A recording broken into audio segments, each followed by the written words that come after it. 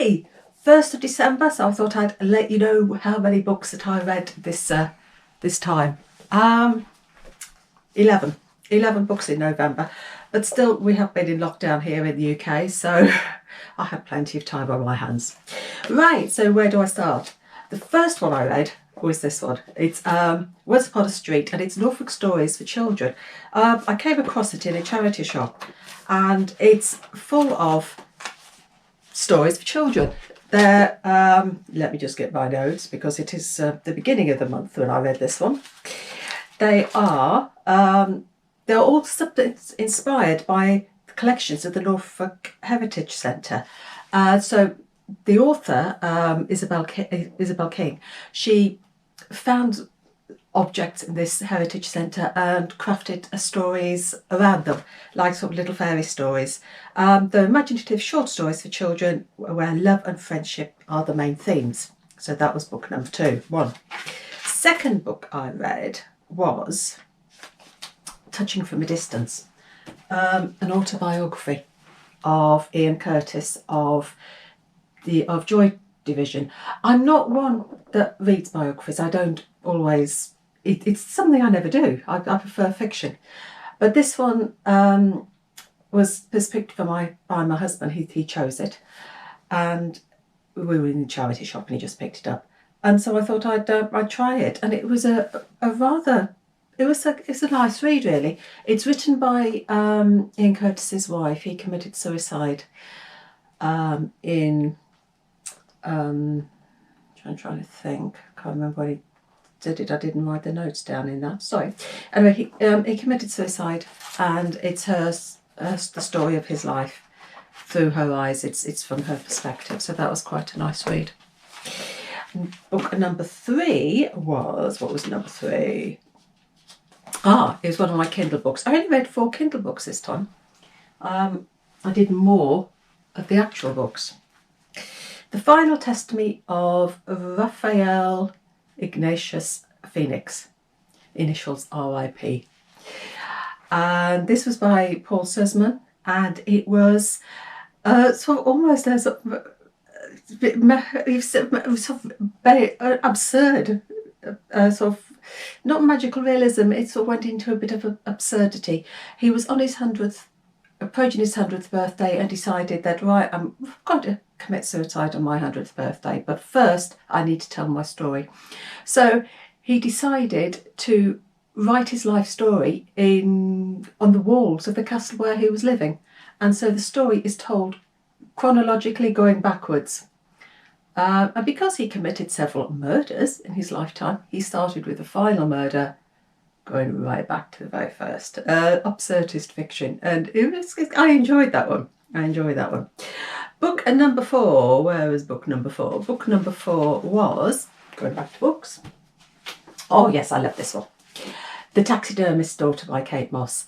A Gothic thriller. You can't beat it. Set in 1912 in Sussex, and you've got myths, you've got murders, you've got birds, you've got taxidermy, you've got gruesomeness. What is there not to love? That was one of my top reads this month. Book number 5. I'm trying to do all these in order when I read them. That's why I keep referring to my little notebook. Book number 5. We went into young adult fiction, and it was She Is Not Invisible by Marcus Sedgwick. I enjoyed this one. It's about a girl, on the surface, it's about a girl looking for her father who's gone missing. But underneath, you've got the stories of obsession and coincidence. You find out that the girl who's looking for her father is blind, but she's not a victim. You don't feel sorry for her. You're rooting for her all the way, wanting her to find her father. And yeah, as well as being a story of her, you also get snippets of Jung and Einstein and sort of all their theories. He doesn't talk down to his readers at all. He treats them as adults because he's giving them information by these philosophers. Book number 6. Right, I think I'm on to another. Oh, bear with me, bear with me. I'm sure I wrote number 6 down somewhere. Where did number 6 go? Oh yes, here we are. It was another Kindle book, so bear with me while I just pull it up. And this is one that I picked from the 99p Kindle deals, purely because it's had a lot of hype and it's Mexican Gothic. And horror. I don't do horror books. And yeah, the descriptions were spectacular. It wasn't a hide behind the cushion horror. Not for me, not a hide behind the cushion horror. The ending, I'm not sure about the climax of it. It just, I don't know. That's my pure opinion.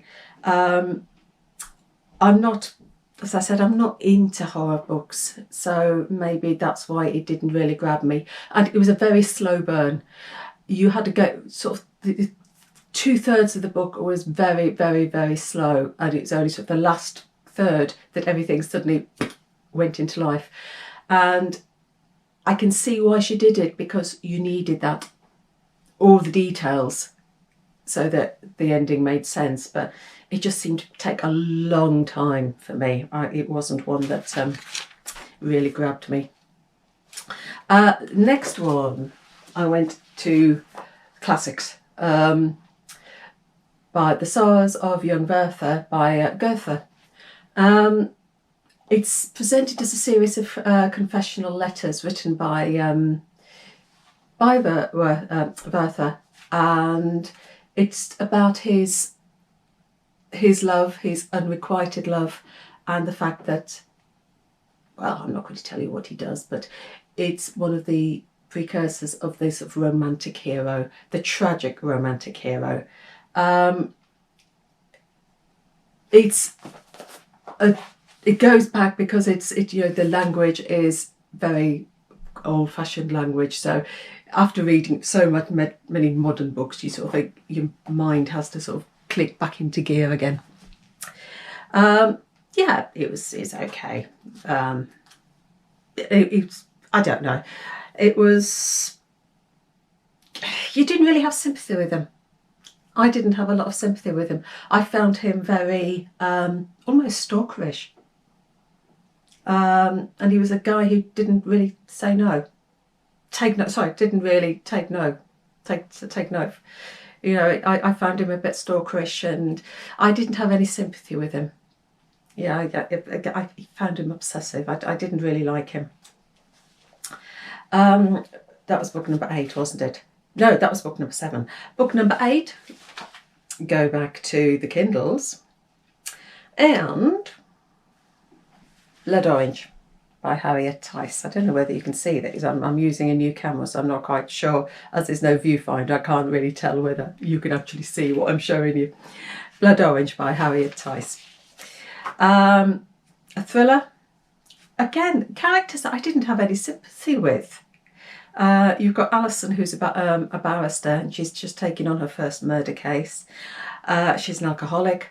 She's having an affair, even though she's got an adorable little child. The guy she's having an affair with, you don't like him, you don't like the husband, you don't like the woman that she's defending. You don't really like anybody in this book. I didn't anyway. And yeah, it's one of these modern books where it's sex, and it's graphic sex, and I'm not a prude. I'm not old-fashioned in that way, but I don't know. I just find that, you know, all this fucking just gets in you. It's just too much sometimes. It's. But I'm not old-fashioned. You know, it doesn't need to be there all the time. That's my opinion. You know, in the old days it was it's suggested, and sometimes your mind can give you pictures that words just can't sometimes, and that's why I read, because the words will build pictures in my head, and sometimes the pictures are a lot more graphic than actually what's written. Does that make sense? It does to me, but you know, right. All right, book number 9 was, oh yes, back to this, and this I think is my favourite book of the month, and you're here. The Sisters of the Winterwood. This magical folklore, history, fantasy. Oh, it was just spellbinding. And I don't know whether you can see the cover. I'm probably holding it totally wrong. The cover is spellbinding, but the book was, it just blew you away. I loved it. And that with the Kate Moss one, those are my top reads this time for this month. Magical book, absolutely loved it. Number 10, Loving the Time of Cholera. Again, I do. Why have I read so many books this time that, well, I didn't really like the characters? Again, like the Werther thing, the Werther, Sorrows of Young Werther. Like him, I found this guy very stalkerish and obsessive, and sorry, I didn't like him. I've read so many books with characters I didn't like. December. Find characters I like. That is my motto for this year. I must find characters I like. And the final one, number 11, Aesop's Fables, when I dived into a book thinking I was going to be reading lots of children's fables, because that's what you're brought up with. And I found lots of adult fables with a little bit of too much death. Maybe, I don't know. So yeah, my 11 books. I seem to have read a lot. I've read a lot of about people I didn't like. But my favourite books, if you want a magical fantasy, go to The Sisters of the Winterwood, and Gothic horror, Kate Moss's The Taxidermist Daughter. Those were my 2 top reads for November. So let's see what December comes up with. I don't think I'll be reading 11 because December's a very busy month, but hopefully I'll get a few Christmas presents and then I can do a haul about all the books I got for Christmas. So see you soon. If you like the video, give it press the button, subscribe, notification bell, and I'll see you soon. Take care and happy reading. Happy December. Bye.